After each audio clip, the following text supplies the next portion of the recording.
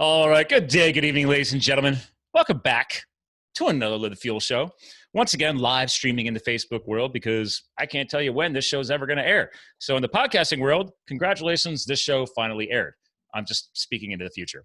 So I'm excited tonight because I've been reconnecting with a colleague from the fellow podcasting world in the past recent weeks because I finally beat myself up enough about my book to smack myself around a little bit further and reach out to a colleague who can smack me around even further. So there's your hint. I have somebody coming on today that might know a little bit about the book writing process, the book editing process, the book publishing process, et cetera, et cetera. And she's also a huge influencer in the Sick Biz, which is the name of her company, space, helping entrepreneurs who live with lifelong illnesses, conditions, et cetera. There's a lot more to her than meets the eye. She's been on the podcast before. Welcoming her back, Hilary Jastram. Welcome to Live the Fuel again. So, thank you. It's so great to be here. It's been so long since you've been on. We did not live stream back in the day, and now we're live streaming. So, welcome to my live stream. So, well, thank you. And you know what? We did not. No. We old school analogged it, Like actually, while we're talking about this, I have to go back and find you. I think it was January 2018. Oh. So it's well over. Well, is that 2 years? Yeah. Oh.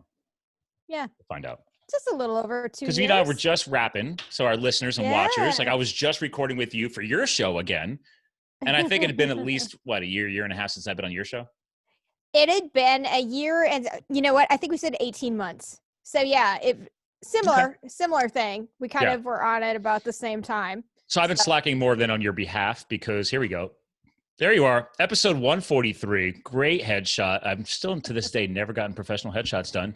January 15th, 2018. Who is that girl? Look at her with her thin face. What? Her thin face? What does that mean? I'm having a fat face day. Every woman knows it. Every woman can relate to that. Well, I also like the fact, so again, you and I have so much fun. So I'm so excited to have fun with you. You know what? Because I've had a crazy weekend, and I was actually looking forward to today because you and I always just go completely off the rails and have a lot of fun. So I know this podcast will be entertaining for everybody, hopefully. And if not, you're welcome to message me and tell me how bad you think this went. So we were just joking around about embracing our aging process, the salt and pepper, right? So that photo you were using back then was all brunetted out. Actually, it even looked like you had some red hinting going on in there. You did? I did. I rocked the aging cheerleader look for a long time. I just wrung the shit out of that. And now you're not the aging cheerleader? I am not. No. Now so what do we go with now? I'm me. Now, well, you know what? I'm like 30 pounds heavier. Well, you have inflammatory responses. I mean, you are living with a condition. Let's refresh that real quick since I just brought it up. Dos conditions. So for our listeners, yes, we kind of started the show off on entrepreneurial. She's helping with her sick biz, but Hilary actually lives with some of her own conditions. So for our newer listeners, catch them up real quick. Okay, so I spun the wheel like the big Price is Right, okay? And this is what it landed on. Long-term Lyme disease. Yes. Locked it in. Locked it. And you're owning it. I mean, just man, when you win a prize, I mean, you just really rock it and own it. There's no in-between speed. There's either like full bore ahead or just dead. Those are your choices. There's no medium. So, no, so I have long-term Lyme disease. That wasn't diagnosed until last year, though. And then that spawned its own, because I don't know if people know this, but many times, I want to say probably upwards of 90%, but don't quote me on that because I'm not citing a source. Nerd alert. Anyways, many times you get co-infections. So what happened was my body was like, this is so cool that I think we want to munch on this myelin sheathing. Let's go. So in my spinal cord, I have a lesion, just one lesion. And it's not, that actually doesn't matter. So I actually have friends who have like 30 plus lesions, and it's just innumerable. Some people can't even count the number of lesions, but the placement of the lesion is key. So it controls my upper and lower extremities. And it's pretty much like shorting out your house. Well, I mean, myelin sheathing is picture as the insulating jacket around an electrical wire. So, yeah, right? exactly. But these are your nerves. These are your nerves underneath your it. protective coating is gone or going away. Your protective coating is gone all the way down to the nerves. So you have, it does kind of regrow to a degree, just kind of like, a wound scabs over. Mm-hmm. So it does that. It's never the same though. So, and it just causes long-term, like we had a really great weekend, and here's why. We had a big day, okay, and went to Costco. So I love my Costco days. It's super exciting. Aren't they? They do have some seriously random stuff there, man. I mean, they have totally random stuff there. Yeah. It was crazy. We got a king size blanket for $15. Hey, you want to get a leather wrapped 3-colored gaming chair because you need that when you're gaming, I guess. They've got it. I mean, you can get a game system while you're there too. That's crazy. But yeah, so I would not bet that. You can be more creative than that. No, I mean, if someone ever walked to my house and saw a 3-colored leather gaming chair, I would ask them to pick the chair up and throw it at me. And you might not catch it either. Just let it land. Just take the hit. Where it's going to go. Right, exactly. I need that wake up call.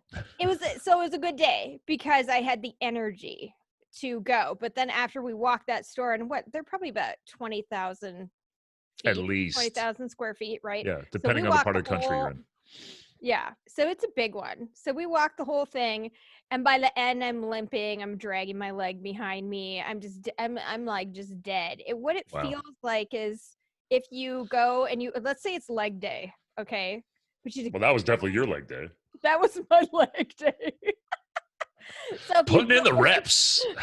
I know, but you gotta go when you feel like you can, because sometimes, and my poor husband, but he was crazy the other night. He was like, hey, it's 8:30. Do you want to go to Target? And I was like, listen, I'm not going to the club, okay? Like, I'm done. I'm in for the night. Kristen loves her Target. I love Target. Loves too. it. Yes. She said she wants to close down her vet business and just go work there. And I'm like, you say that, but I don't think you really thought that through. You know what? I think I might, though, because I would just be like, just give me credits. Don't even give me a paycheck. Just give me credits. And okay, you're like her twin from another mother right now. We totally are. Sister from another mister. Yeah. Amen. Yes, absolutely. Do not reinforce this at all.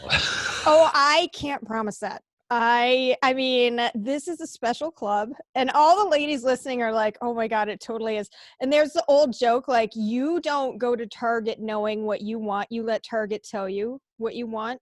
So when you go there, just remain open to the messaging.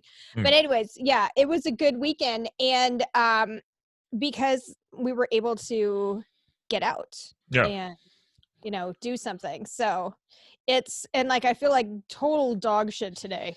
But you know what? Movement is life, and a sedentary lifestyle is not healthy, right? You could speak to that. I mean, a lot of people think that, I mean, don't get me wrong. I'm a big advocate for proper rest and recovery. Absolutely. Right. So for you went through a lot of exercise that day, and clearly you were feeling it afterwards. But if that was your only movement over 2 to 3 days, as far as fitness is considered, then kudos. You're going to feel it. And you know what? And I want to encourage people to do that too. If you're not feeling well, you do have to focus on, like, in aggregate, just increasing your movement. Even if it's as simple as, like, keep stuff that you're going to need midday upstairs. Yeah. So that you force yourself to go do that. When we were looking at a new house, we were going to get a Rambler. What's a Rambler? It's the one level, like a ranch. Oh, yeah. And I'm so glad we didn't. A Rambler. Remember that one. I think it's a Minnesotan thing. I mean, I think of a single slab home. Well, actually, no, you can get ranches with basement foundations poured. So does a Rambler a slab, or are you allowed to have basements? Oh yeah, no, we have basements here. Okay. We do. Yeah, they don't have. And then if you finish them, it's technically a 2-story house. Again, oh my God! Right. Well, and if you have, we have a 1.5 story or whatever, so we have 3. So it's a split level or a bi-level, depending on the part of the country you live in? Depending on the part of the country. But also split levels are ugly AF, and I cannot do this. Because you walk in, you have to make an immediate decision. Like, nobody needs that pressure. I'm trying to come home. Up or down, like, up or down. Right, exactly. There's no straight all in. The time. Yeah. And then if you have leg injuries or nervous system issues like you, it's like as soon as you walk in your house, you're like, ugh, I have to work harder. I'm going to tell you what. Do you know what I like to do? Like to increase my exercise. So I'll go upstairs. I'll be like, okay, you know what? You're not going to get your podcast equipment right now. Because that'll force you to get up and go get it later. So you kind of have little errands for yourself or go get a snack, whatever. Yeah. But what I like to do is, as my reward, is I like to slide down the stairs on my butt when I'm done. And I get like really good speed going. Have you installed a slide, or are you taking the steps like hits into your buttocks? I'm taking the steps. Taking the hit into the buttocks. I'm taking the hit. I'm just going. Is this like massage therapy? You know, it could be. It could be like very rapid. Because very aggressive. I mean, I love your creative spirit. I mean, I'm really loving. I mean, people hearing this like, I never thought about that before. Reward yourself. You have to reward yourself too. So if I run up and down the stairs and I'm tired, I'm going to slide down on my butt to get down the stairs, right. But you have to reward yourself periodically throughout the day too. Do a little work, then do something that you like, or take a nap or whatever. But it's important that you, in aggregate, keep moving, give yourself rewards and, carry on. Everything's totally different. I don't even know who I was in 2013. Like, who was that girl? Well, to full circle, back then, we weren't talking about, obviously, your condition that was added last year. We were talking about the transverse myelitis, which is what you just described regarding the sheathing, right? Yes. Your myelin sheathing. Okay. Yes. And so it's a sister disease to multiple sclerosis. Okay, that's right. We did talk about that a little bit because I lost a cousin to ALS, which is Lou Gehrig's disease, which is very aggressive and moves very quickly. And that's why we lost my cousin, because he went from football player to, bound in a wheelchair, and 1/3 of his body mass, he was left with 1/3 of his body mass. He's just wasted away. It's crazy. And I didn't know it was I didn't know it was quick though. I wasn't aware of that. This went over, 10 years. So, but I consider that quick. I think that's quick. But yeah, I mean, he became a father at the early part of the condition. Mm-hmm. Then his wife, unfortunately, left him. She couldn't handle it. And the kids and everything else. I mean, but she's just, to this day, there's nothing wrong. She's still his biggest supporter in the afterlife, so to speak. We still share stuff every year on his date. So she still carries his name. She still carries the Mulvaney name. She is not. She's kept that. She's remarried. But I don't know. You're in this world more than I am. It's hard. I can't. I've never been put in this situation, so I can't speak negatively about how somebody reacts. Well, you can't. But I got to tell you about my husband, because he is. You do have a champ. You got a champ. He is so fun too. So he'll be like, I'm in a wheelchair, because sometimes I have to go in a wheelchair. So after Costco, he was like, do you want to go to Target? And I was like, shit, I can't go to the mothership today. I can't do it. So I said, you're going to have to throw me in a wheelchair if we go. So I occasionally go in a wheelchair. Anytime I fly, like there's no way I would be pulling myself across like by my fingernails otherwise. You know what? I would take the support that the airport gives you when you roll up on a wheelchair. You get some VIP experience, man. They're pushing you through the airport and everything, and they give you the ride on the buggy thing. They do. They're amazing. I watch all this stuff going down. I'm like, granted, this is weird. I'm like, oh man, I was about to say, man, I wish I had that, but I'm like, no, I'm fine. I can walk. I'm fit. But I like seeing that they have those resources in place to help people who need it. So it was. I do too. I didn't know that you could even do anything. And of course, like I have massive anxiety. I just always have. I don't know. I'm wired that way. God was like, and a little more anxiety. Okay, fine. So I did not know that you could fly by yourself for a very long time. And I kind of with a condition, you mean? With a condition. But all you have to do, this is so easy, you guys. All you have to do, you get your tip of the day. Tip of the day, go up to the counter. Even if you did not plan with your ticket to have a wheelchair, just go up to the counter and say, and I need a wheelchair. Check your bags. I need a wheelchair, or don't check them. Whatever. Oh, like when you're checking in. When you're checking in, and they will send you over to the seats And then they have like somebody is dispatched to you. Yeah. They come over and they have a tablet and they say, Scott Mulvaney, is this you? And then you're like, it's me. And then they're like, great. It's like the limo drivers who wait for you at the airport when you arrive and they take you somewhere. They sit there with a little sign. But in this case, they're coming to you. They're coming and to they're you. going to take you to your destination, to the plane that's going to take you to your next destination. And VIP. They're going to take you shopping and they're going to get you snacks. Get out and they're going to do all kinds of things. They'll ask you, do you have to go to the bathroom? Like anywhere you want to go. Is there anything you want to see or do? And I was like, you know what? Yeah, man, I want to take 20 minutes. No, I'm kidding. But you keep cash. So you tip them well. Oh, nice. That's good. You know, do you know if they're volunteers or they paid employees? I always wanted that. Yeah, they're paid. And then, so you go to your gate, you go all the way to your gate. And then they want to know, they'll call your name probably. But they will stop on the way. If you need bathroom, stop at the, get water, snacks, etc. They're there at your beck and call. Absolutely. They'll take you to the ATM. Like Very nice. It's fantastic. Okay. You know. Now when did you figure this out? You know, when did I figure it out? And I wrote about it, and Yahoo picked it up, actually, that you can travel by yourself. I wrote about it. And who picked it up, as in Who magazine? No, Yahoo. Yahoo. Yeah, Yahoo. Did I say it wrong? Did I have the wrong emphasis? I haven't been on Yahoo or Yahoo or whatever in forever. I'm the Google guy. I Google everything, you know. You're Google. You're a Googler. I gave in to their aggressive marketing. It's not a search engine. It's a Google. It's good. That's nice. That's right? nice. They owned it, man. They crushed it. They did. Yeah. And they get to have it. But yeah, so as soon as I figured that out, I had a friend of mine tell me that actually.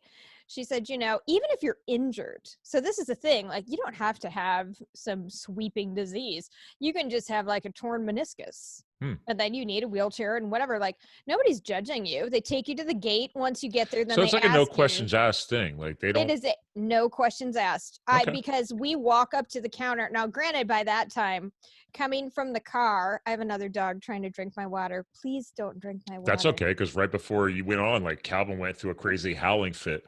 I could hear him in the room, and I'm like, "Get it out of your system now," you know. You'd be a phenomenal dad. You know you would. You really would be. Get it out of your system right now. I had children crawling on me yesterday at the ski mountain like I was a human jungle gym. Oh. And my friend's father, or the kid, you know, his son's father, a friend of mine, he's just sitting there, you know, drinking his beer, talking to his friends. Look over, he'll just stop laughing at me, and I was like, "What's going on?" Like, Uncle Scott. You know, I was like, "Oh man, come on!" And then this random child the kid, he's like 5 years old. This random girl starts doing the same thing. So I've got him like on one shoulder, and then she starts jumping on me. I'm like, I don't even know who you are.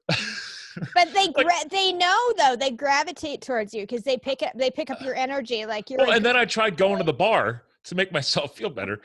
I don't justify this to anybody, but I really needed a good bourbon. And, you know, it was a great skiing day. And my buddy and I are trying to break away, and they're trying to chase after us. And we're like, no, we'll be right back. Go stay with your parents. And then I'm trying to come out with my drink. And they're like, they could see us. Like they're sitting outside, like in the sunshine, and they're looking through the resort glass window. And then as soon as my buddy Brian and I are coming to the door, they start running at the door. And I'm like, no, leave me alone. I just want to enjoy my drink. Yeah. It's kind of like when you feed squirrels, you know, and then they just kind of get a little too domesticated, and then they want to come like inside and live with you. Yeah. That's it's like my niece and nephew, like my wife's niece and nephew. They're young, and every once in a while they'll be like, "Come on, Scott, throw me," and I'm like, "What?" Because I'm the strong one in the family circle, you know, because I'm the thick guy. So these kids want me they want me to like hurl them through the air. And I look at their parents, and they're like, whatever. And I was like, okay, but if they get hurt, like, what are you going to do to them? And then they want me to help. They want me to grab by the ankles, and I helicopter them. And they're like, and because like their father can't do it. And I was like, dude, like, all right. I guess I'll treat it like watching. Oh, they're sitting on the couch. They're sitting on the couch. They think it's funny. And then my wife makes fun of me because she's just like, you know, you ask for that, right? Like, all you got to do is tell them no. You can't tell them no. Like, you do realize those kids have now trained you, right? And I said, yeah, you're probably right. You're right. You're right. She's right about a lot of stuff, though. Yeah, I don't. like that No, about stop her. it. All I right. hope she's watching this. She I just never. want her to. No, she's never watched this show. She's never listened. Are you She's getting ready serious? to go to dinner with one of her girlfriends, and she knows what I'm talking about her too, because then she'll bust my balls later. She's like, "Stop talking about me on your podcast." And, You know, Deacon listens to my stuff at work, and then he's got some of his guys out there even listening to it too. we have friends that listen to the show. I'm like, that's pretty fucking cool, man. She's got a valid point though. She's like, I already hear you in our home. She does. She does. Why do I need to listen to your show? Well, I was like, it's not about me. It's about my great guest co-host like you. And she's like, well, again, when you make it to Joe Rogan's level, I'll think about it. I'll think about it. Well, it's like, thanks. You know, it's true though, because he is not that crazy about listening to my writing though. Oh, she's got a crush on Joe. So does she really? Yeah. If there was like a, what do they call that code where you get one choice? I think Joe's in. The exception. I think Joe's in. What? This is terrible. I don't even know who my guy would be. Like I don't even know who a girl would be. I've never thought about it. Can I have a range? Yeah. Maybe like, what if it just pops up? Then I'm like, that's it. That's it. It's Matthew McConaughey. No, it's not. I don't know. He does this thing. Oh, after the Super Bowl. Yeah. And they're older than me, but I'll take either one of those. I mean, oh my God, Lopez or Shakira. Hello. Like aren't they both in their 50s now? In their 50s. And they are hot. Yeah, I know. Hot. And Shakira is one of Deacon's. When we were dating, he was like, and the hips don't lie. And I was like, shut the fuck. I'm right here. Come on, Hilary. Dude, come on. Those hips are ridiculous. I mean, ridiculous. There's women who have given in to probably that. They'll be like, oh yeah, she's on the list. See that? I could see that. I could expand my list. I'm good. There you go. It's fluid. I don't judge. No. It's totally fluid. Whatever. It's fine. But hold on. In the art of podcasting, I didn't want to lose a point you made. You were before we started the show, you're about to expand on, we were talking about fears and how it seems like sometimes your husband and I don't have fear. But then in your last point a few minutes ago, you mentioned about your fear of whether or not you could fly alone, all this. I want to tie it all together because I love talking about that type of stuff, because especially with how you influence people with your podcast and your brand. See, I'm tying it all back together, right? Yeah. I've been at this for a little while. So like, what were you going to try and make a point on before we started the show on the fear thing, and how does that connect to all of this? So I have anxiety, and I'm just going to put it out there, right? Yeah. So, and when people say that, it's not like I used to have anxiety. Like, you're always going to have anxiety, okay? And I just finished editing the mini book of a giant book of anxiety by my friend Drew Linsalata, who is an insane author. And I don't know if you've heard of him. How do you spell his last name? Linsalata. And that is my pronunciation. Wait, so you're editing a small book of a bigger book? Did I hear that right? Yes. So he was like, I got to get some message out there. We'll do the big book in a minute. Is he from Mount Sinai, New York? Yes. Okay. Yes, the power of Google. I just found him on LinkedIn. Oh, my husband is going to make an appearance. Nice. I haven't seen him in a while. He popped in on a show, I think that the last one, back in the day. So come on and say hi.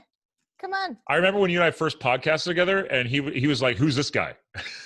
How you been, sir? Hey, how's it going? It's going well, man. She was just talking Facebook. Very good about you. Oh! Yeah. We were just talking about Shakira. Yeah, he can't hear you. We were just talking about Shakira and how her hips don't lie. See? He's like, they don't. Oh, what?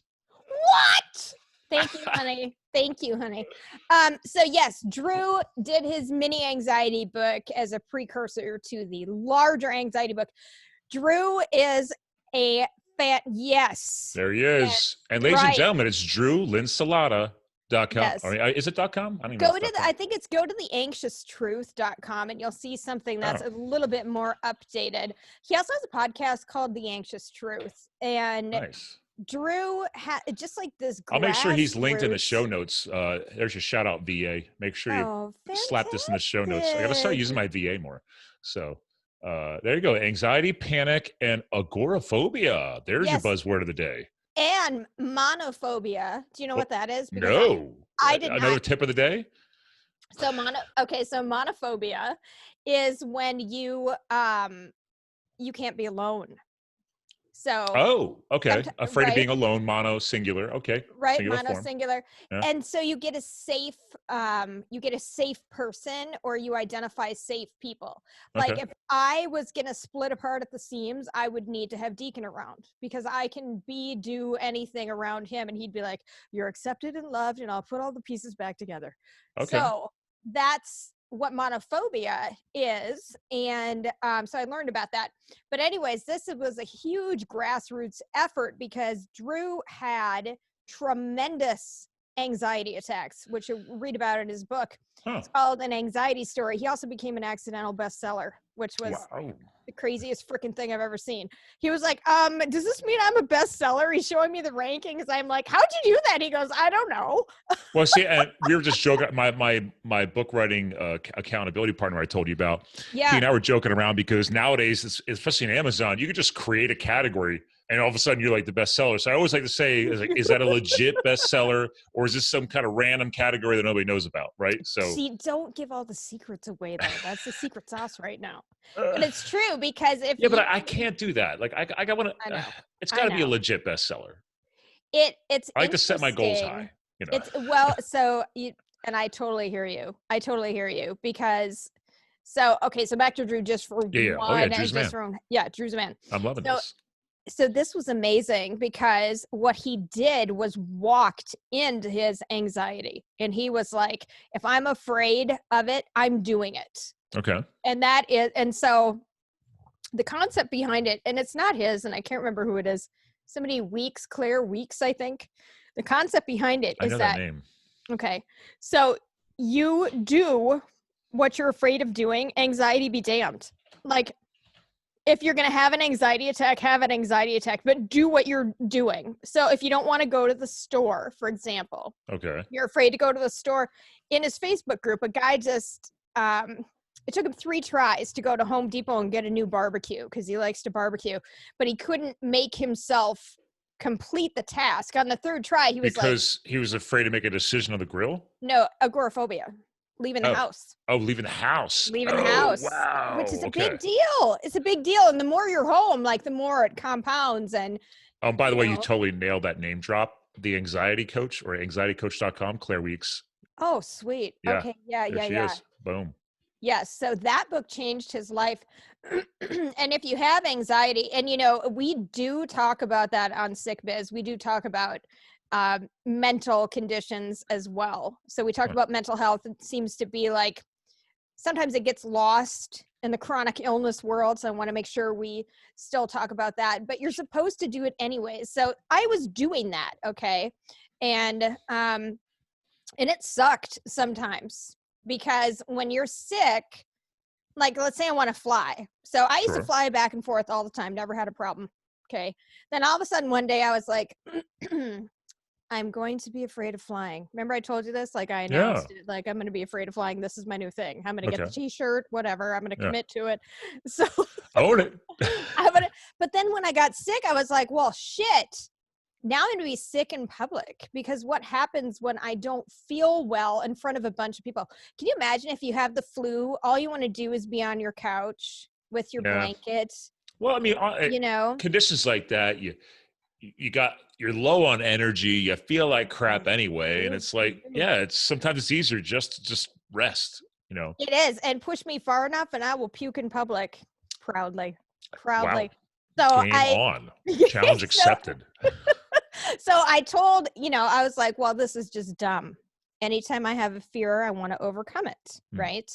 So I was like, all right, you're going to fly. And so I would buy a plane ticket, and then as soon as I bought it, I was like buyer's remorse. And I just was Would you go back online and try and get your account credited? I did not fly, I think 2 or 3 times actually. But did you get credits, or did you take the hit? Partial. Okay. I think once or twice I took a hit. See, if you like money, I would make myself not get the credit, so I felt the pain more and be like, all right, dude, you are literally burning cash right now. I did. And I had to talk to my husband about it, because I had to be, and I encourage people to do this. You have to be in your safe place with your safe person when you're sick. So I would say to him, okay, we're flying, but it's not like, you know, you're healthy and here we go. It's like we're flying and there's an 85% chance that we will go. But if we do not go, I don't need anger. I don't need, you know, to deal with that type of frustration or whatever. Yes, you have a right to your feelings, but just don't foist those upon me in the moment. Just let me be sick and feel guilty and do whatever.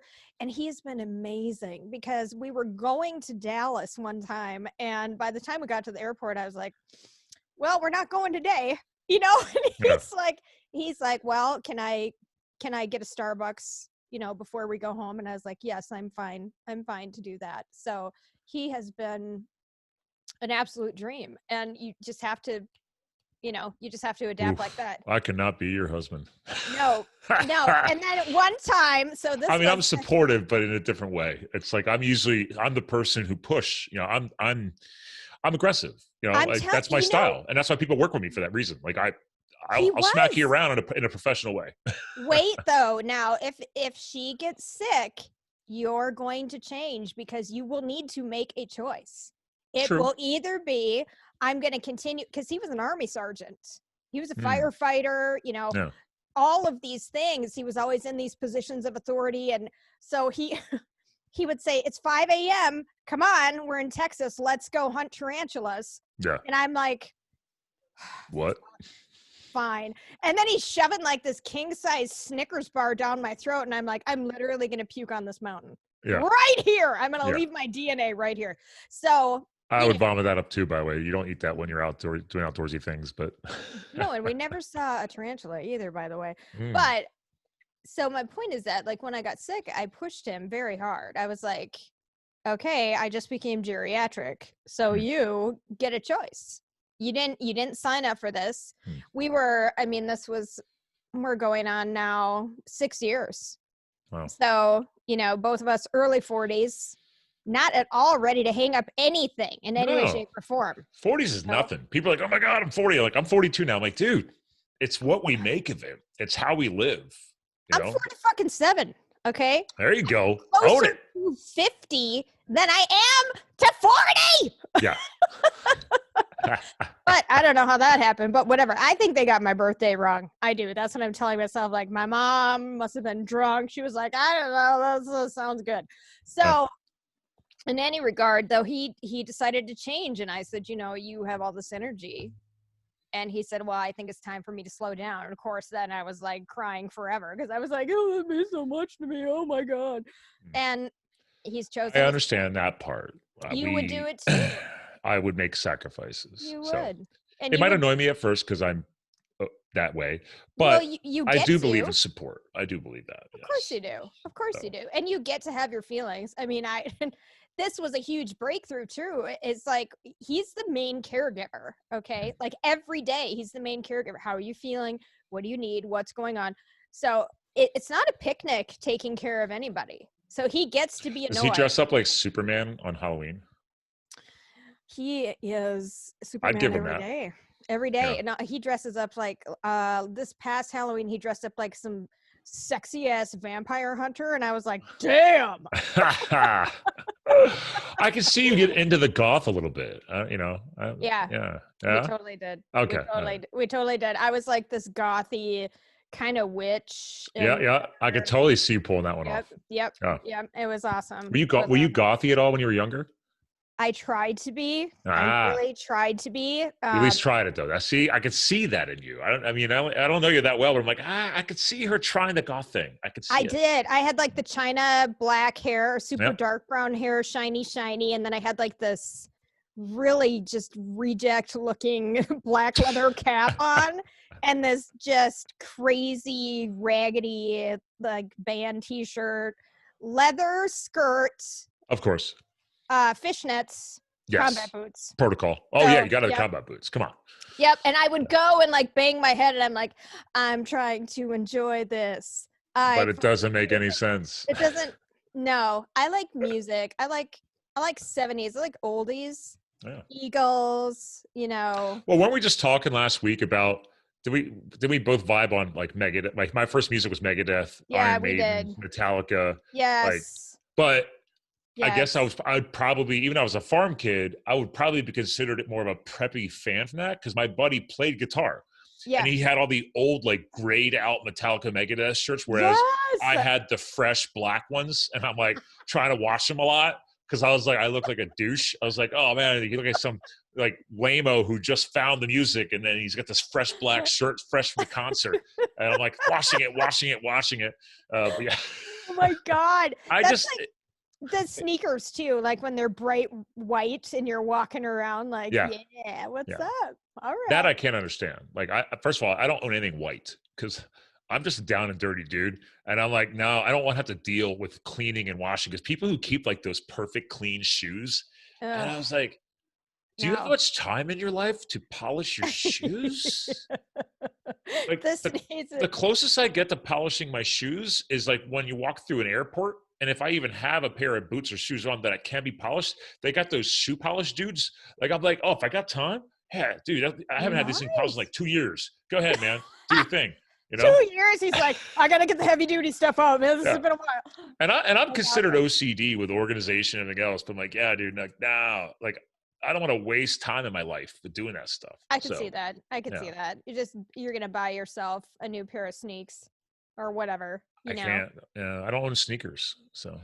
Well, but you gotta have. So here's the thing about dressing well: is you do have to have good shoes. Oh no, like, I have a very nice pair of Brogues classic old school, like that nice old school dress shoe. Like it was on my old vision board. I said, once I get my business going. Your old fucking vision board? What? Dude, I was coming from nothing after firefighting, and then I had to build myself up financially. God. And I had my old dress shoes were the ones you just slipped on. Yeah. But like they had rubber soles because you bought them like at Kohl's or whatever. Yeah. And I would get those polished because I was just trying to make them look cool, but they had a square toe. And then like I'd see all like, people like, your old client, the sales pro, but you see these people posting with these amazing like classical English dress shoes and I'm like, you know what? I'm putting that on my list. Because a good pair is like a couple $100, like a legit pair. A legit pair, because it's legit when you can send them back and they can be rebuilt, like by a shoe cobbler. A cobbler. Yeah. When you have actually have Allentown, Pennsylvania I found an old shoe cobbler. The dude bought the company off of his old boss, and he's still he's got all the old school stuff. And this dude's like a power lifter. So you get this big muscle bound dude in there and he's shoe cobbling. And I'm like, this is weird, but here, make my shoes look good. Yeah. And like on LinkedIn, people are like, what? Yeah. What? I'm connected with a cobbler. That's amazing. But it's like, that's so old school. But anyway, so that was on my vision board. I had shoes on. Yeah. That's very cool though. I had chainsaws on there. I had dress shoes on there, new mountain bikes on there, and I don't have the vision board anymore because I have everything that I had on there. So I've never done one. I've never done a vision board. Yeah. You know what? It felt weird after a while, but I kept it up. But then all of a sudden, like if I think back now, I'm like, over the past 5 years, when I first made that back in 2014, so now it's 6 years, I've now achieved everything on that vision board. Actually, no, there was one thing I didn't achieve. I had a hand-built log cabin out west. So technically that one's still on the long-term goals, but we have a house in Colorado. It's my wife's parents' retirement house that they own out there. So technically I have access to a house out west that I can go live in. So I'm half achieved. So you could go live in it right now. You could just that's where I was last month. We were out there for over a week skiing, and it's a 5-bedroom house just outside of Vail. Oh my God. Yeah, so we invite friends to crash all the time. I would say you did manifest that. Oh yeah. I would say you did. So yeah, because back then we weren't even dating yet. So you probably did you put her on the vision board? No.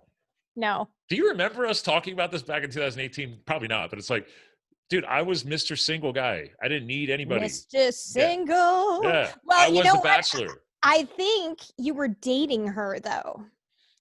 When we did, yes. And maybe engaged. I think you were engaged.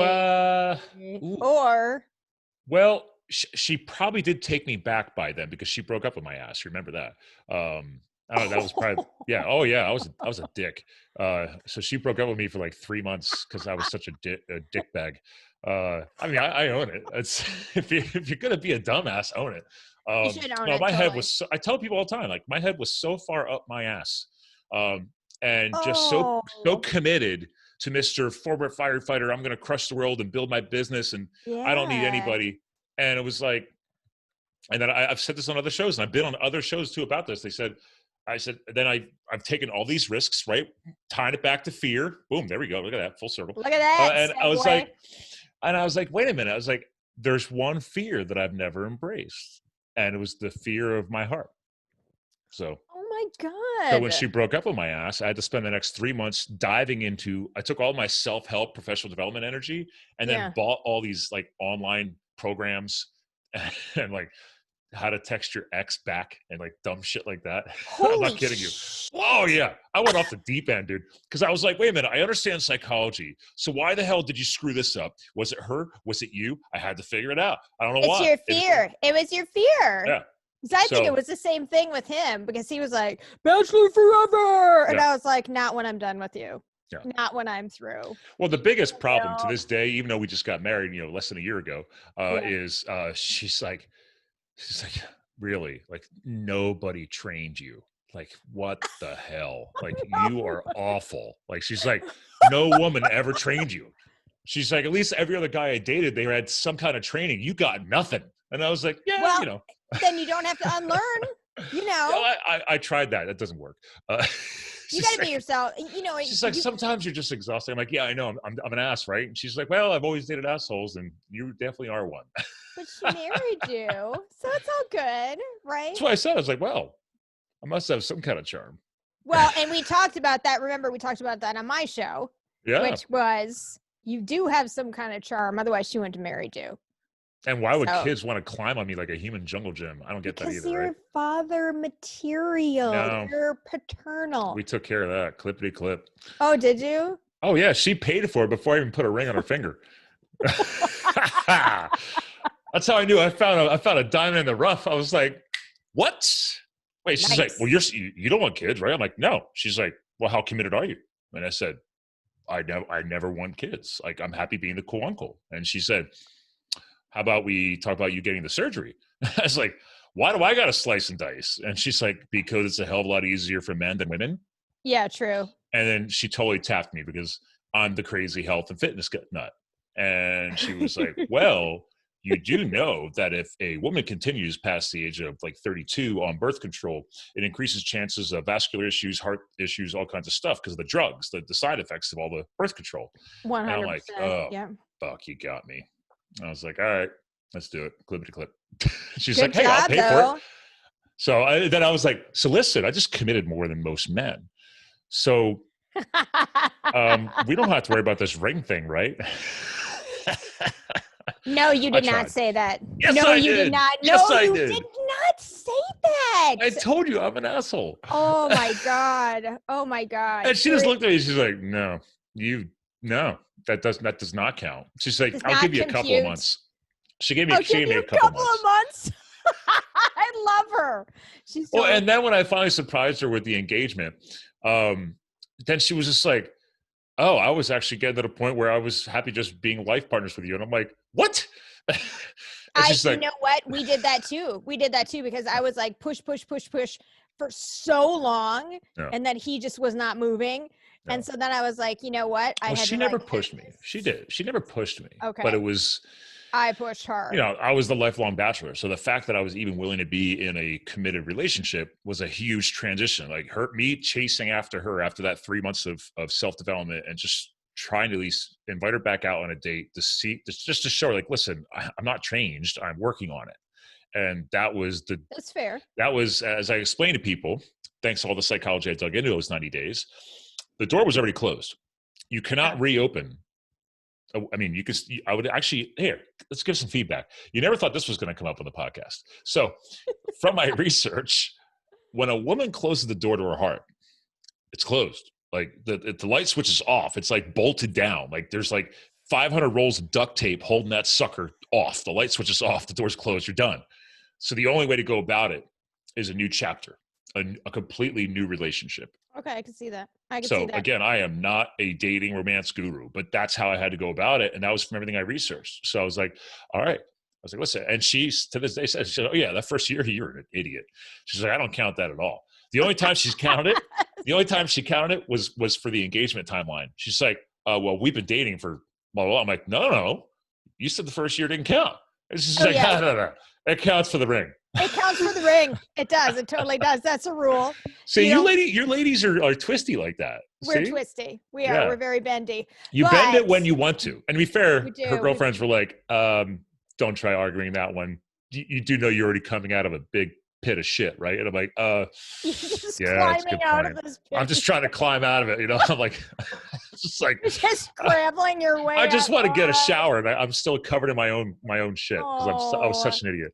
You know what? I applaud you though, because there's a lot of men who wouldn't even go that far. I've been told this a lot. Yeah, they would not even sink into their own self-awareness. They wouldn't even have the self-awareness to know they should have self-awareness. Well, and if you on that note, back to fear again, right? I realized doing all the work that it wasn't so much it was self-awareness. The self-awareness triggered the biggest fear, vulnerability. Right. Are you safe? As a tough guy, your husband's a former firefighter and stuff too, right? Yes. You put up this exterior, you're supposed to be bulletproof. And one thing I learned was like, wait a minute, if you're willing to show your significant other some of your vulnerabilities, it's actually quite attractive. What are your thoughts on that? What are your thoughts? I mean, that's what I think it's true, because we can't do anything without it. Mm-hmm. We just I don't know what to do with it if I'm putting it out, but it's not being received and there's no reciprocation. Right. I don't have anywhere to go with it. But the other thing is, I think sometimes bachelors in their 40s hold off because what they want so much, if they get it, they could lose it and it would destroy them. Yeah. So I think that's why you guys dig in your heels I'm not doing that. And I love my pot pies and I love my this and I love my, and I'm like, you're so full of shit. No, you don't. No, you don't. You just don't want to be hurt.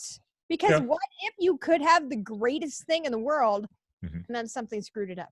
Well, and part of that vulnerability is also letting someone into, to your point, there was definitely some anxiety there, actually. For sure. What if, because we come from two different upbringings, right? So it's like, I've struggled financially over the years. I made a lot of financial mistakes. Her dad taught her such amazing guidance. He was a former CFO and ran 5 different companies. So from a financial standpoint, they're dialed, and I'm coming in like a shit show.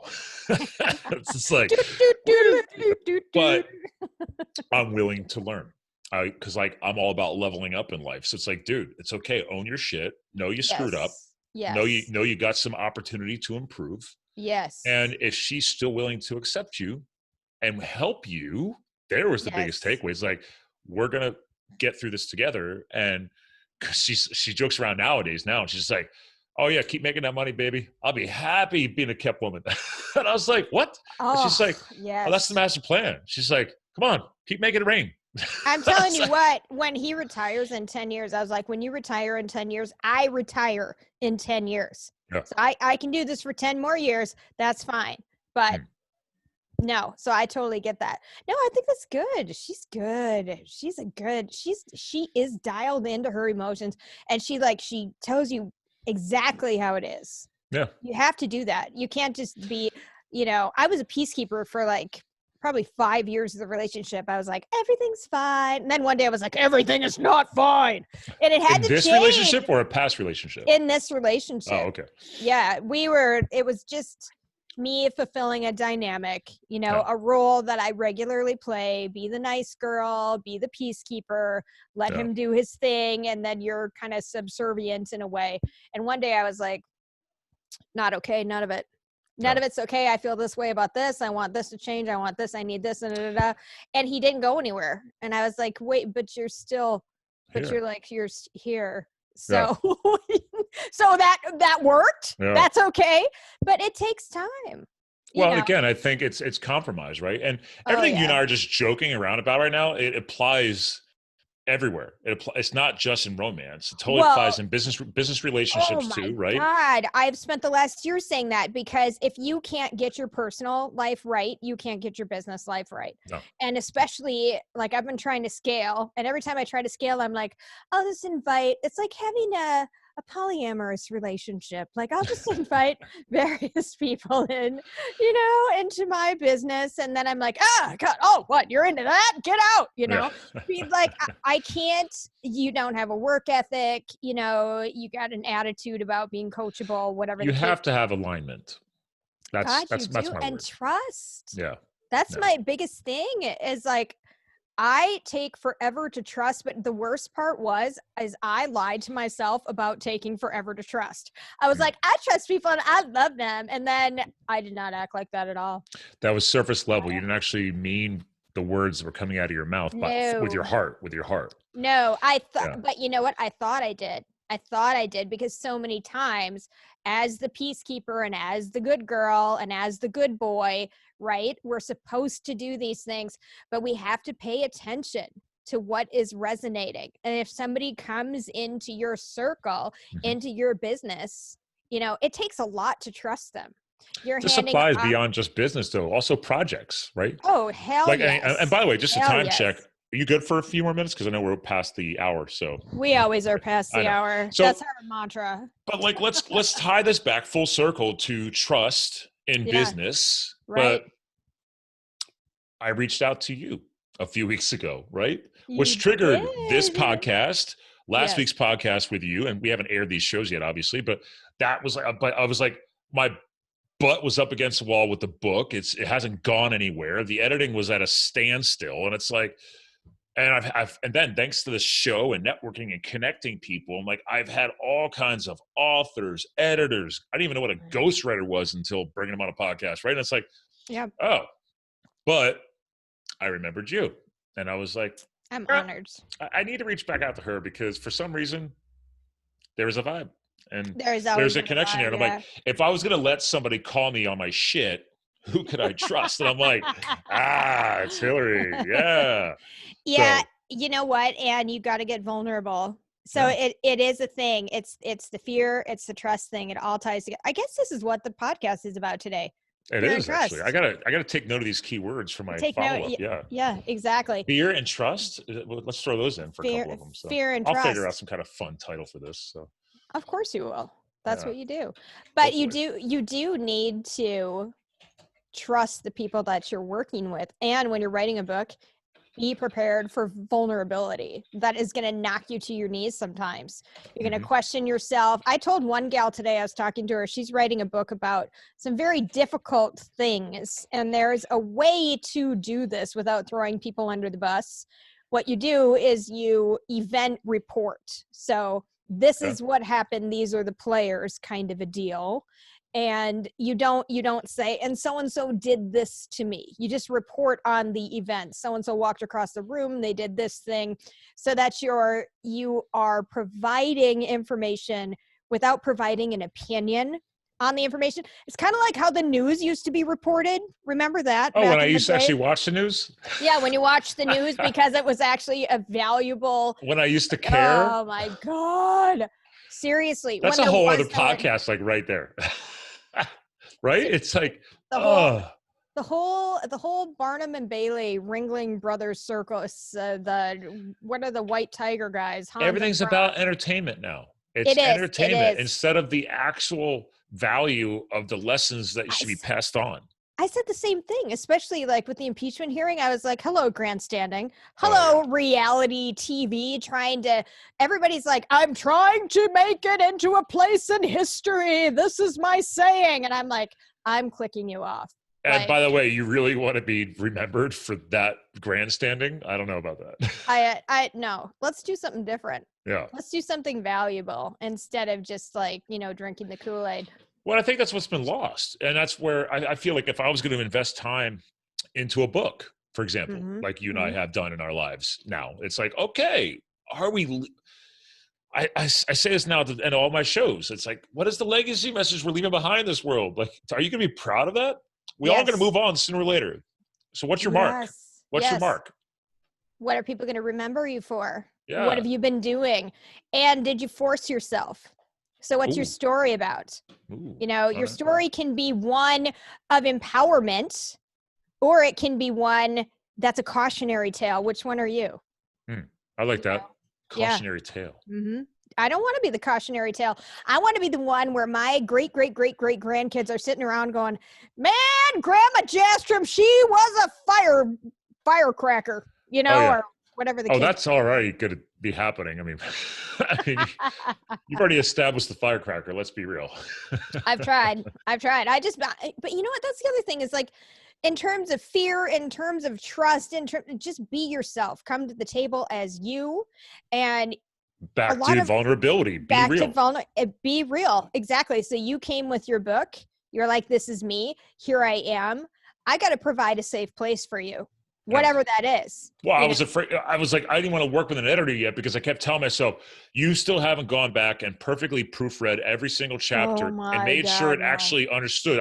I was telling people this on the show. I'm like, I still have to finish my editing before I give it to an editor. Which I still have to do, thanks to your review. To a degree, but not a lot, remember. It's got to make sense. It's got to make sense, right? But it can be rough as hell, too. Yeah. And I actually like it that way. That sounds... Why? Because you want us to be able to rip apart a couple of spots? Like, all right, thanks for making that sense, but seriously, what were you thinking about this one? It just gives me something to do. Whatever. It's fine. No, it should be rough as hell because you don't, especially a first time author, you don't have a frame of reference. That's what's so interesting to me. So people come to me and they're like, I feel like I should know this. Why? Why do you feel like you should know this? You have spent zero time on learning the industry. You have never written a book before. I almost said wrote-in. You know the story, obviously, especially if it's your story or your experiences. Right. But to convey that on to others. And there's a way. This is the thing. It's not just writing. It's not just, I wrote this story and I'm going to put it out there. There is so much strategy behind how you are delivering your message and the order in which you're delivering it. Does this all fall under the art of storytelling, right? Yes, it is. Now that's actually become an industry term. I see people putting it on the freaking social media profiles. Oh, I'm a storyteller, because it's now a component of marketing. Like you can now brand yourself as a professional storyteller, and I'm like, you're 22 years old. You would have like, what's your story? Sorry, I hate to bring age into it, but I'm like, yeah. You might need a few more years under your belt so you actually have a story to share or help other people with. You're supposed to be helping other people with their story on their marketing, and you're 22. Again, don't even get me started on this podcast, part of my target audience are millennials and beyond. I'm not ripping on you guys and girls who are listening to this. I'm trying to actually give you a little hint. I mean, Hilary, what are your thoughts on this little subject? We're not trying to rip on the age differences. It's just, don't come across like you know everything, because you and I still don't know everything. We're still learning. We are. I find it more professional. I find it more professional when I hear somebody say, you know what are your thoughts on that? I want to hear what you think about that. Or they tell you, I don't know. So you might ask a question on a but I can follow up. Don't fake it. Follow up, right? Don't fake it till you make it. This has been thrown around too much too. In this situation, it's like, dude, admit that you don't know it. But in the end, I respect people that tell me, you know what? I don't have that exact answer, but I'm going to get back to you on that.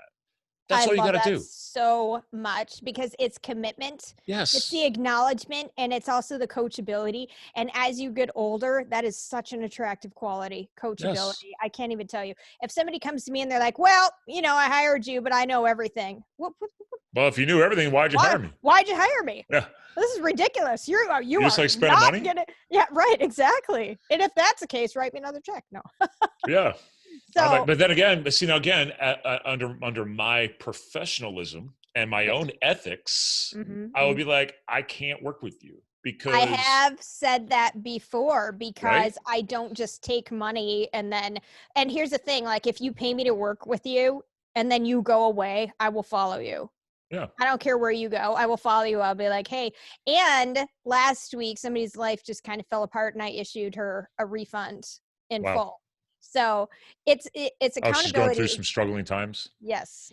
Okay. So, but it's accountability from the standpoint of when you're young, be a sponge.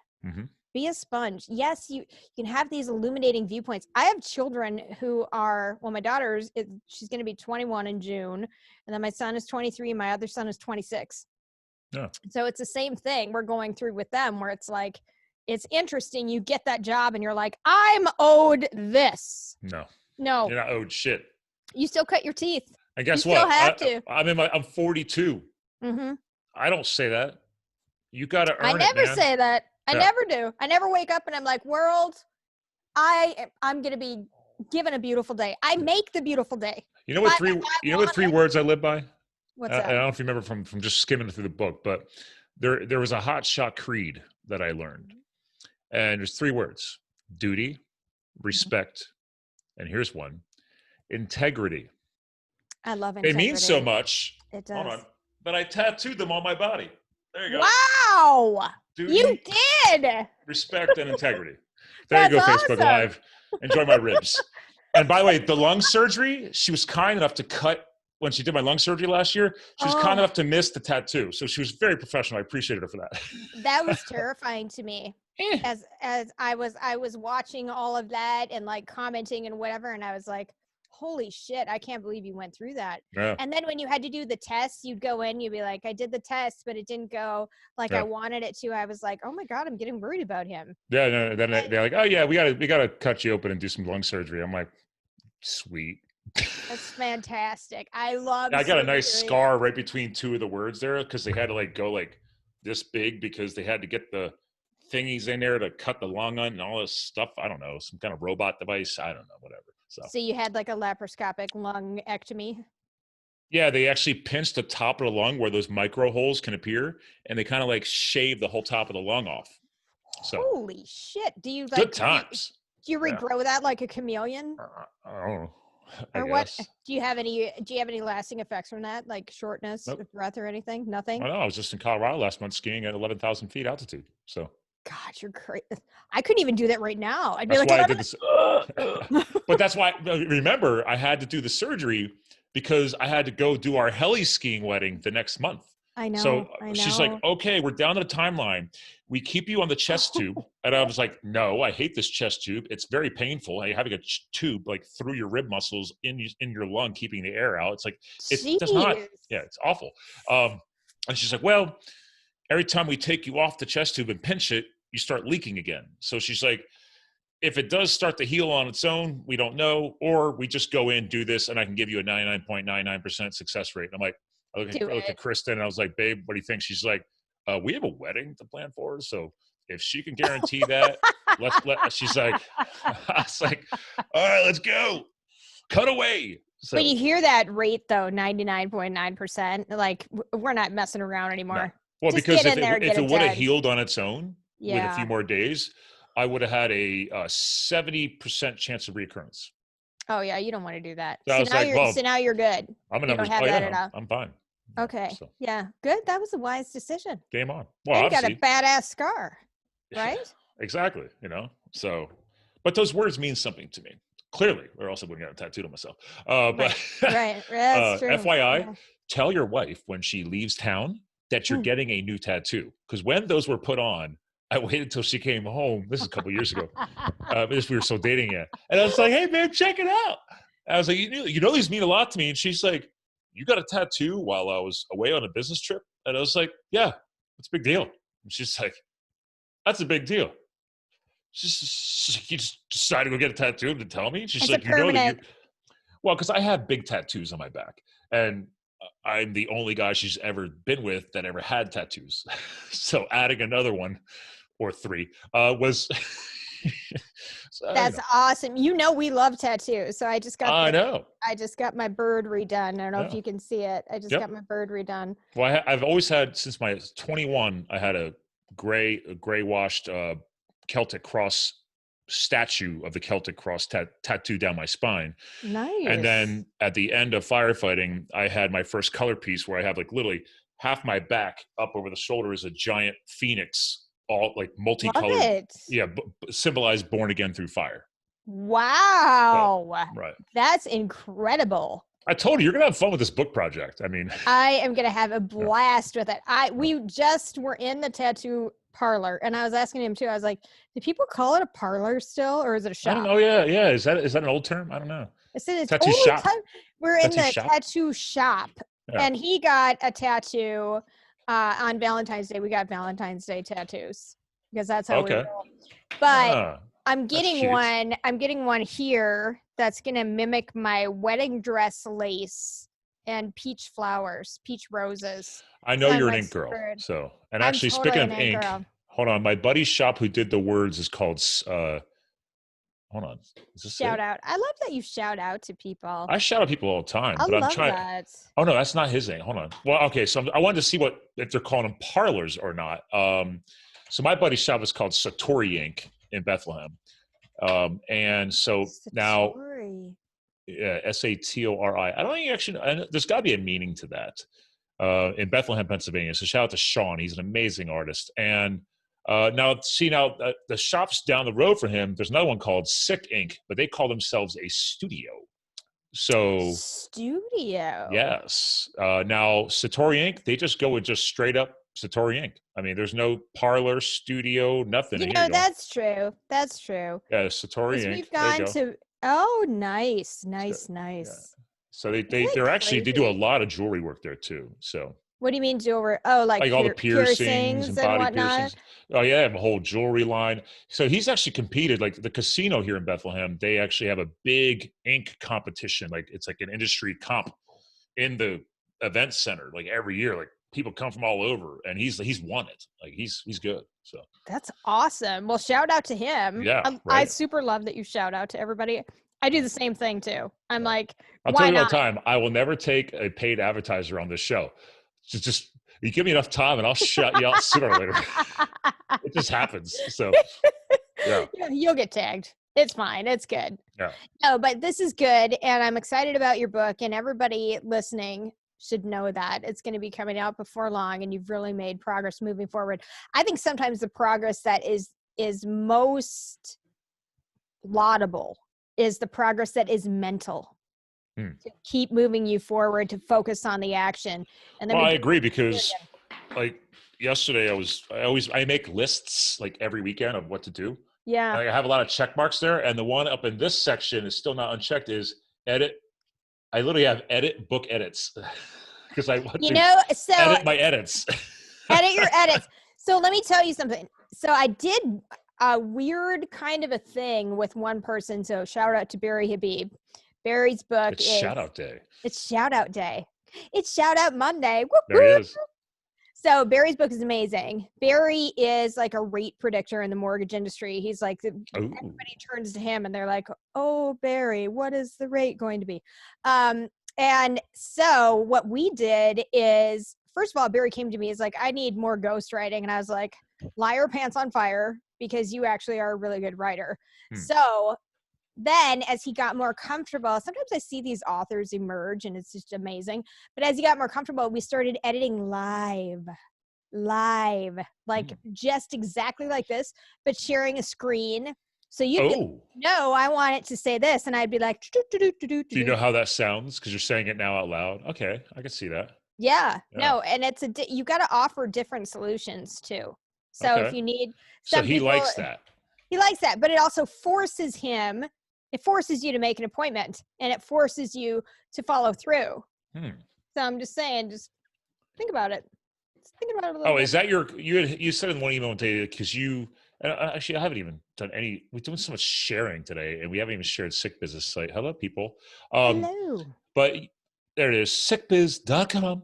Oh my God, look at the hair. We were just talking about that. Who is that? You gotta do an updated photo shoot with the salt and pepper love. Oh man. Rock it, girl. Own it. Transparency and vulnerability. Come on. Oh, you're the best ever. Seriously. I mean, don't get me wrong. I love this headshot. I don't like it. I look like I'm going to give you the evening news at 6. Okay. Well, all right. Then you go here. Hold on. Then you go to, I purposely changed my site after I took a selfie in front of the upgraded studio, because there you go. There I am. So I'm wearing love it. You got the salt and pepper, the beard, the salt and pepper down the sides of my hair. Because a buddy of mine went to the site and he's like, dude, when did you start getting all the salt and pepper on the sides of your head? I was like, years ago. So you just got to own it, man. You totally have to own it. You totally do. Yes. But I like that. So anyway, is that fall into that? You're saying about author coaching or edit coaching? Is that is one of your other services you do? So I figured you should mention that. Is that what you? Yes. Is that the coaching? So the coaching part of it, I was just awing at my husband. He brought me little mini quiches in. Dude, isn't that just amazing? Like, is he like just trying to earn extra points while we're live on the air, or this is just how he rolls? It's just how he is. Okay. He always thinks of other people before himself. Always. And then later I'll catch myself and I'll be like, hello, I'm selfish. Yeah. Because he's like acts of service. That's what he is. Acts of service, love. And 5 love languages. 5 love languages. There you go. Exactly. So I'm always doing stuff. So acts of service. Yeah. I mean, look at the GoFundMe this weekend, right? I know. FYI, I just checked. We've now raised $3,955 of our $7,300 goal to free Debbie from domestic violence. Shout out to Debbie. She's now 54% of her way there, and we just turned this thing on Friday morning, and it's Monday. Fantastic. So. That is fantastic. You know what? I was in a domestic violence situation in my early 20s, so it is terrifying. And when you can get out is the most dangerous time. So this is when she needs the most support. We are very worried about this because we've ripped the lid off and gone so public, you know. She needs to get it. She needs to like go to a hotel that is she's already got a girlfriend. Okay. Possibly in another state, I can't really say, that has said, come, we got you. Okay. So she's got her people, which is good. And that's what you need to do. And she could take her cat, which he threw across the house, and save her animals, you know. Oh, so God. That's her biggest concern. I'm like, you can buy new furniture. I don't care if you bought it. Who cares? Worry about that in the divorce later, right?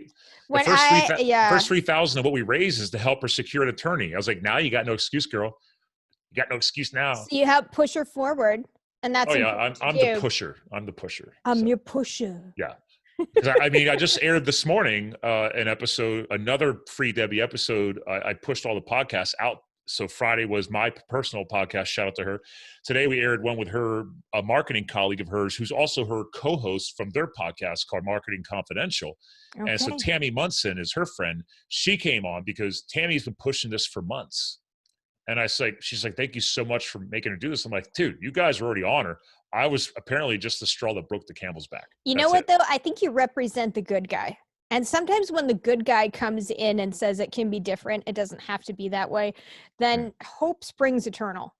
And you go, you know what? Well, maybe there is a shot that things can be different. This is critically important, what you've done. And you know what? And I also just want to say, any woman can be a victim of this. So it's not like, people just keep making bad decisions, whatever. People can be in wolves' clothing. Yeah. And they just rip it off and reveal who they are, and then you're in it too deep. So I want to shout out to her. I think she's doing a tremendous job with her self-awareness, and I hope you share the link where the GoFundMe page is. I think this is it's everywhere. It's been tweeted, Instagrammed, Facebooked, LinkedIn today. I put it on LinkedIn too. I mean, our quick link for people watching this live on Facebook right now, it's bit.ly, bit.ly / free Debbie. I made it super easy. So you don't have to remember just bit.ly / free Debbie. That's it. Or just go to GoFundMe and search for help free Debbie from domestic violence. It's a public campaign. So that's fantastic. You know what? If that had been around, we discussed that because so Tammy is like you. That's why she texted me. She's like, what else can I do? I had no idea that 20 years ago when she was 26, she also went through something like this. Oh my God. So now you've admitted it. Tammy's admitted it. Debbie's now going through it. So unfortunately, this is a common occurrence. So I was pregnant. I went to my sister's wedding and I made up my mind I was never going back. But I didn't tell my mom. I was just like, all right, I'm just going to go home because I had been staying with my mom for a little bit. And so I just went home. I was like, and she's like, well, are you going to go back? And I'm like, no, I'm just not. Unfortunately, some people do go back. Some people do go back, but you know what? It's terrifying.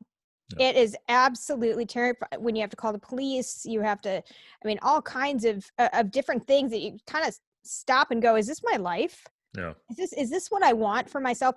But it is terrifying because when you leave, you're taking away the object of the affection. And so they're spinning.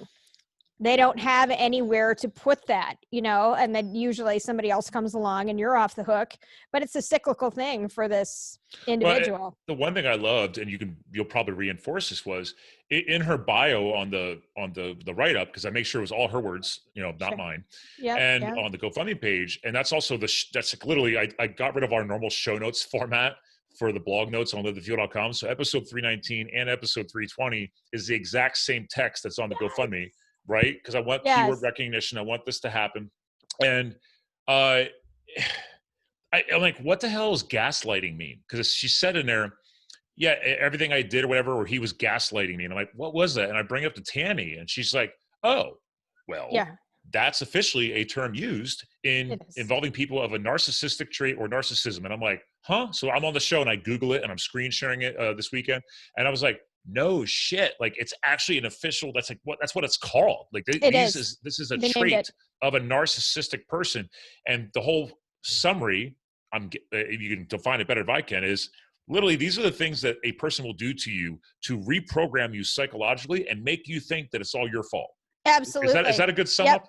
Absolutely. They're incredibly defensive. It's all your fault. They flip it around on you. You shouldn't even be bringing this up. You're obviously the one with the problem because you can't get over it.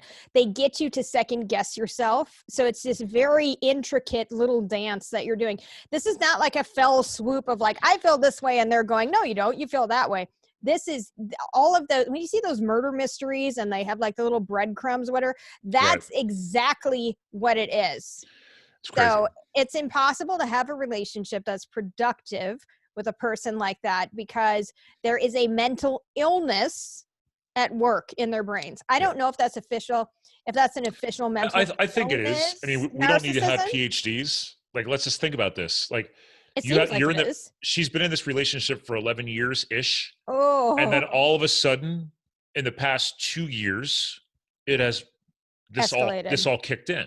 Sure. And got worse and worse and worse. Now, granted, per her bio, he's a functional, she made sure to clarify that, a functional alcoholic. So the guy drinks his face off and he stays just functional enough to look like he's normal to everybody else and still holds down his job because he makes more money than her. She doesn't see it, but all those components. And it's like, dude, which means you had something going on in here. And you blame alcohol all you want. But one thing I've learned over the years of drinking or being a bartender over the years ago is alcohol just helps you manifest what's really happening. Yeah. I've seen this time and time again. No, I think that's true. And I don't even know that he would admit that, though. I don't think he would be like, I'm a functional alcoholic. Not if you're a narcissist. Absolutely not. He would just be like, this is what I do. And it's modeling behavior too. My dad's a narcissist. So it's modeling behavior. My dad also, in terms of kittens being thrown across the room, would bowl ours into the old school radiators. Oh, dear God. As a kid, I would see that. And then my cat would like continuously shit on the carpet. And he would get furious. And I'm like, well, what do you think? He's got brain damage. Yeah, you've literally screwed this cat up. You screwed it up. So, but it's the same thing is that this becomes a coping mechanism for them. And so they don't even realize they're doing it. No. And if you talk to them about it, then they're going to deny it. One, because that's not the reality. The reality is whatever they have built. So if you poke that facade and you bring in some type of empirical evidence, and it starts crumbling, they crumble. Yeah. But that's very complex and you just don't even need to go there. Just go away, just go far away. And that's what we're trying to do. We're giving her now the resources that she was lacking to free herself. That's so wonderful. That's so wonderful. It's crazy.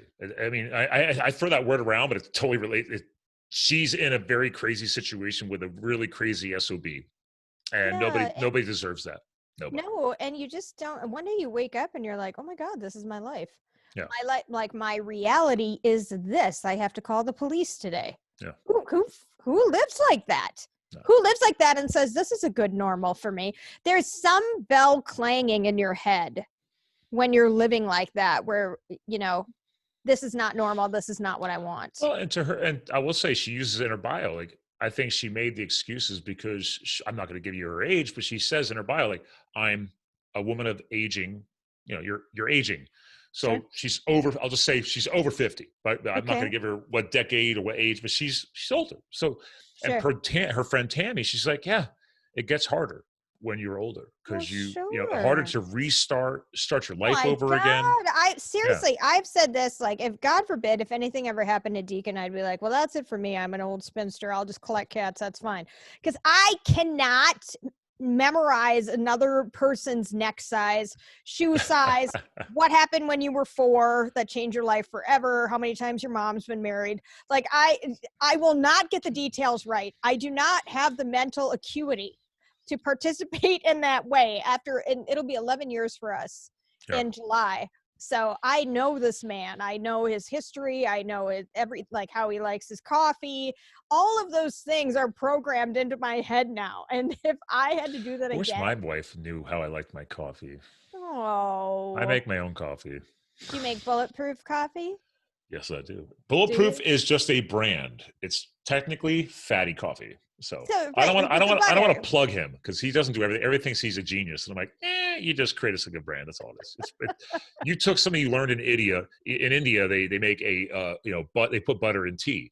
So it's a fatty tea. That's all you did. You took it and applied the same principles to coffee and then created a brand and called it Bulletproof. Oh, so, yeah. All right. Interesting. I didn't know that. Somebody's writing about him the other day. I am a marketing geek, especially around coffee. That's why one of my clients is a coffee company. Oh God, that'd be amazing. I'd be like, listen, I'll do the work for you, but we get a barter. Nope. Okay. You don't have to pay me. I'll just take the coffee. Nope. I buy their coffee and they pay me for my professional skills. I thought about that and I said, no, I want to keep it clean.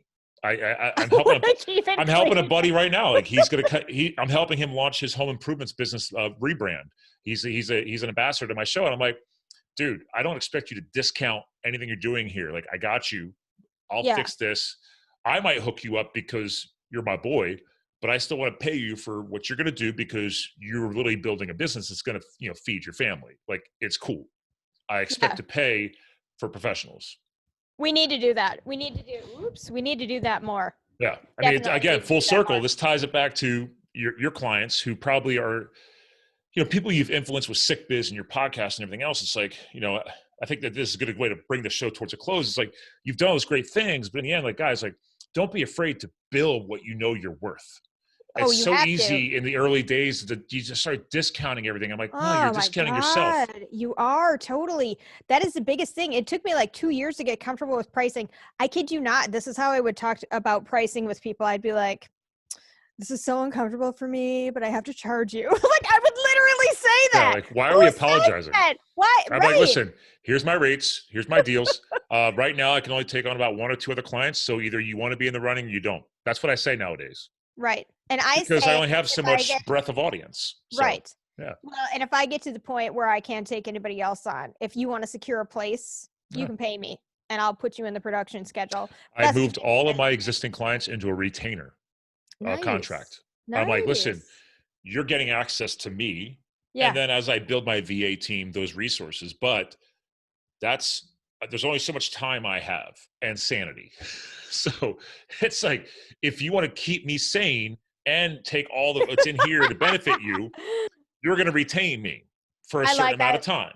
I like that. Because I don't have the time. I don't want to send out invoices for this, that, and you're like, hour here up. No. Listen, no. Here's a retainer. You get up to this many hours a week or a month, and that's it. And then there's an overage if you're in a big launch strategy, you need extra time. That's it. It's very clean. It's very simple. Because then I know, okay, and you pay up front. You don't pay in the end. No. Oh no, you don't pay up. You don't pay in the end. You pay up front on a retainer. That's it.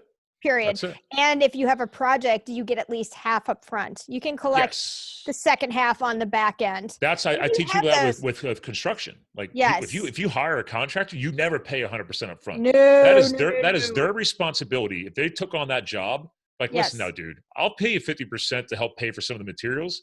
Right. But there's no way in hell I'm going to pay for the half. Like, well, it's your job. I'm like, yeah, you can walk away. You could. This happens all the time. And I will pay you when it's done. You're not going to do that. I'm not going to do that. But the culture and the environment has groomed people to expect that. Yeah. So as responsible marketers and as a responsible entrepreneur or business person, you need to acknowledge that with your clients and say, hey, I get it. I get this is the environment and it sucks. So I'm going to try and make you feel better. I've got skin in the game now too, is I'm not going anywhere. Ooh, so great term you just said there. You know that. You need to have skin in the game. You do. Right? Like once you and I are ready to move forward with the editing, right? I expect to pay you a significant deposit because it's like, well, now I'm taking time out of her life to help my book that's eventually going to help other people. Now, granted, it's a nonprofit project, right? We're not doing it, but in the end, I still got to pay you for your professional skills because I don't know what you know. Well, and I do the same thing, and it's okay. It's okay to say, I don't know what you know.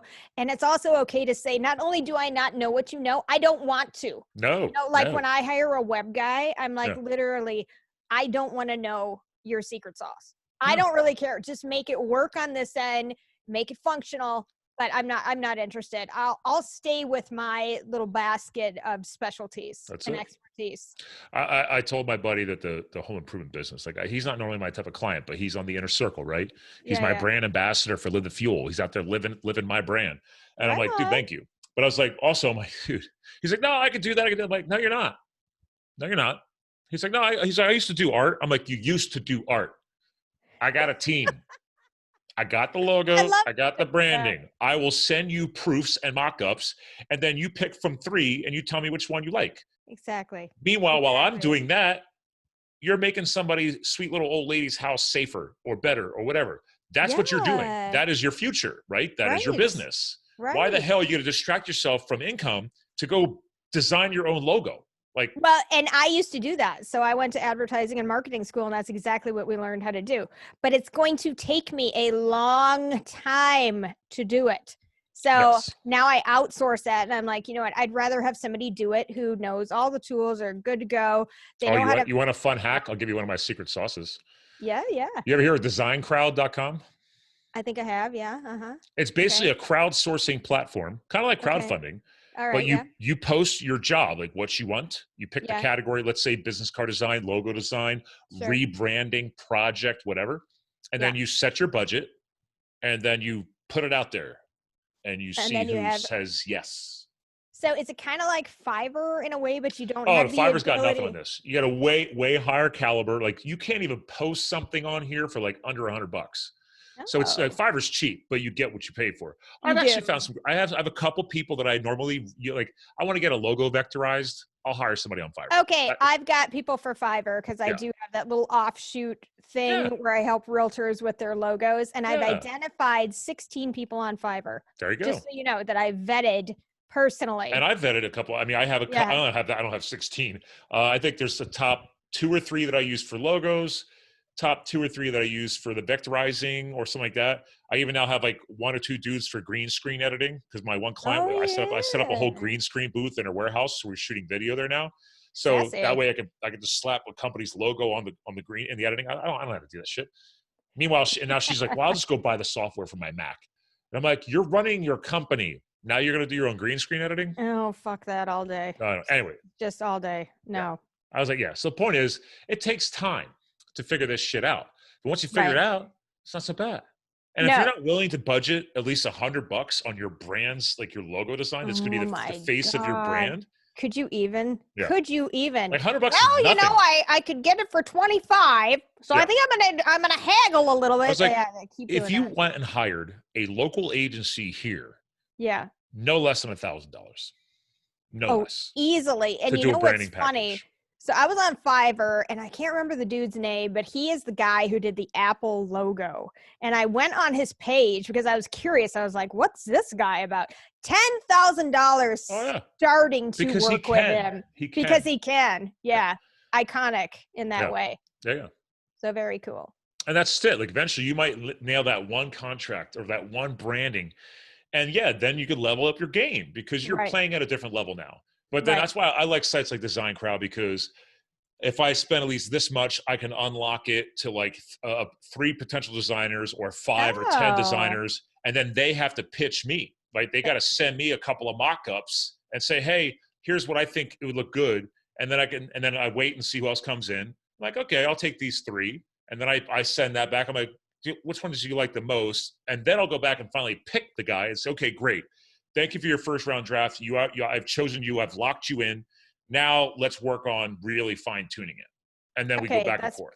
That's pretty brilliant. That's kind of what I'm going through right now, because this is a new process. So I had a client say to me, I work with realtors all the time. I want to send everybody to you to get the logos done. Nice. So you need to so it's like I'm a designer location service. So, but it's new. You're a gateway. I'm a gateway. Oh, I like that. Yeah, I like that. Yeah. You can use that one. Thank you. I appreciate it. So I'm trying to define the steps though. I'm trying to like just really drill it down into like step one, we're having a phone call, then we're doing this, so we're filling out a questionnaire, we're doing this, this, and this. So I haven't done one yet, but I've got probably 5 or 6 clients right now that he's just sending them to me. So I'm like, okay, and go for the easy opportunity. So if work is finding you and it's going to pay you, you find a way. Yeah. You find a way to monetize. That's what you need to do. So, and that's a good point. Actually, that's a great way. It's like, listen, sometimes it might be a little off your normal niche. Yes. But if it's flowing in and they're sending multiple business contacts and it's extra cash and it's not distracting you from your primary business, you can add that in as another service. You totally can. It's money. So you totally can. You may need to brand differentiate. Yep. So I might take it off of the J Hill marketing site and I might just have like a squeeze page or something like that. I can't decide yet. It's not like outside of the scope of marketing, but all we do right now is copywriting and then I outsource any design stuff. So I'll pick your brain on that. Oh yeah. Well, actually, yeah, since you said that, I was only sharing SickBiz. So obviously, ladies and gentlemen, she just got done plugging her own site, which I agree with, J Hill Mark, as in marketing.com. That's her other site. We'll make sure that's in the show notes as well. And that's right. She's been featured in Entrepreneur Magazine, the Huffington Post, and obviously her own company, SickBiz. So I'm glad you got J Hill Mark, because my mom was like, what does Mark stand for? Oh, I didn't. No, this is back in 2018. Yeah. I'm like, I don't get it. Is that her middle name, other name? She split name. And then once I went to the site, I'm like, oh, marketing. She's trying to be clever. Oh. And well, to be fair, you tried to make the URL shorter so people aren't typing forever. So. I did. That's exactly right. Because the full name is J Hill Marketing and Creative Services. Right. So we don't go there. We just, I use it periodically, but I'm also branding people and becoming top of mind that way. Well, and your companies work together. I like to lead with SickBiz because I love the mission behind it and what you've done with it. But obviously, yes, this is your bread and butter as well. Well, they do work together. They do work together because I just rolled out a business course, actually. I think I told you about That's right. We talked about that on your show. Yeah, we talked about that. Yep. So I just rolled out that business course. Is that already on the site? It is available if you email me. So if you say SickBiz, so it's private VIP. Private VIP right now. Okay. But it needs to be, I have somebody doing some background marketing work to figure out where is my audience, because I do have a very engaged audience, but I want to go outside. You trying to think how to say this. You want to break the mold. I want to break the mold a little bit. Yep. I want to go outside. If you're looking to grow your brand and your company, sooner or later, if your one circle of influence is not getting you enough, right. You're not going to rebrand, but you basically can do a new service launch. Say now supporting this industry or this niche or whatever, right? Yes. We're taking the expertise that we've learned doing this niche, and now we're launching a new niche or niche, whatever makes you happy. Niche. And I think it's a valuable thing because it's not like breaking the bank to pay for the course. Nope. And it doesn't teach you how to be a millionaire. It teaches you how to pay your bills and how to have extra money left over. So you can do things like get a new car if you want to, or just kind of pad your lifestyle a little bit. So it's not. That's how I justify side hustles. I tell people all the time, like I started with a side hustle. Like one of my first side hustles that unlocked entrepreneurship is Isogenics. It's a nutrition, I know what that is. Network marketing company. Like I still have a business team with that company. I never shut it down. What? Now, do I use the stuff that I used to use years ago? No. Now I'm targeting like anti-aging supplements and stuff like that. But it's like, it's still there. It started as a side hustle. But then it inspired me enough because I started getting this extra cash flow, and I'm like, oh, dude, like I could run this as a side business. 100%. And then it finally unlocked my brain to say, why not be my own entrepreneur? Why not be my own business person? Right. Right. Even though I grew up in that family. I grew up in that in my family. Like my father, my brother have their own businesses to this day, and I just didn't want nothing to do with it. So I credit them for that. I tell people all the time, like, dude, I can thank Isogenics for that. You know, I tell people all the time, the right companies that are doing it the right way and the legal way. Yes. And the ones that have been around clarification. The ones that have been around for over 10 years, it means they're established. It means they're clearly doing it the right and legal way, or else the IRS would shut them down. Right, but network marketing, the modern term of it, I tell them all the time, it's like you know what it is? It's a personal professional development company with a product wrapped around it, right? That's a good way to put it.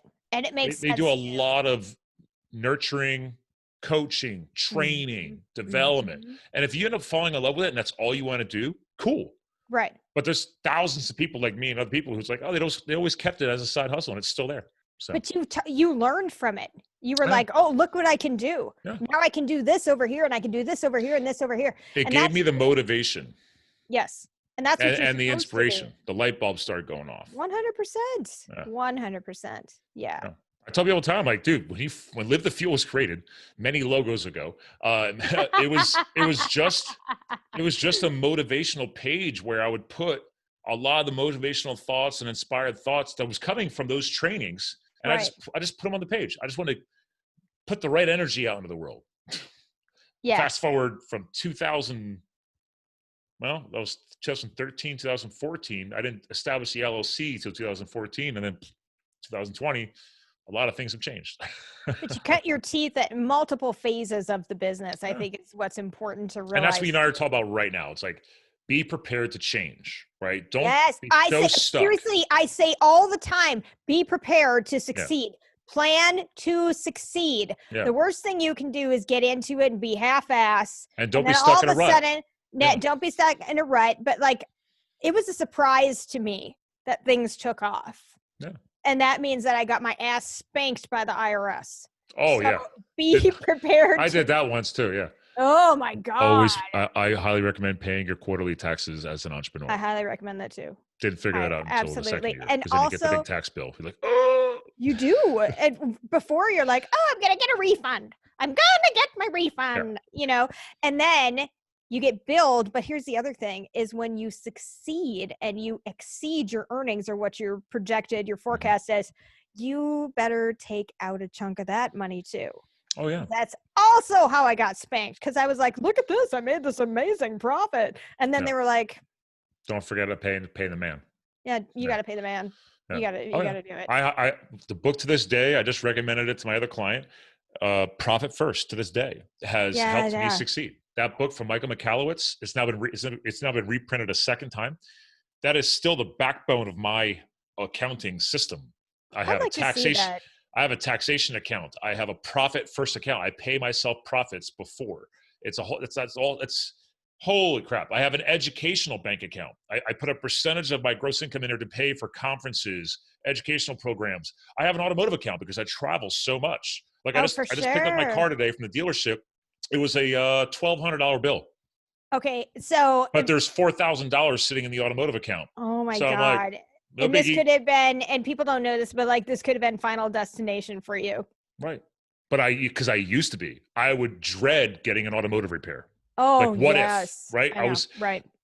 We eventually have to get past these what ifs. You have to start learning so you can get proactive instead of reactive. And it just didn't happen overnight. Yeah. Dude, go back to 2015, 2016. That was a shit show. And I probably still am, just in a different way. You know, yeah. Growth happens. It's good. But that's the point is that I say this on the show all the time. You and I, we've been dropping so much random knowledge and actually nuggets of gold like crazy here. But people are like, there's no sense to this. There's no order. But you and I, when we podcasted back in 2018, completely different podcast. Completely different. Yeah. It's 2 years later. Right. We have a lot more that we've accomplished. And you know what I love about that? More mistakes we have made and learned from. Oh, you never stop making mistakes. No, you don't. So don't get stuck in that idea. Like, I'm just going to keep going. And then the mistakes will stop and it's all going to be smooth sailing. I saw this video and I will close with this because I know we have to close. Oh yeah. Final words. Nice. Final words. So you share this, but also if you have a legacy message that you want to add on to the end, please include that too. So absolutely.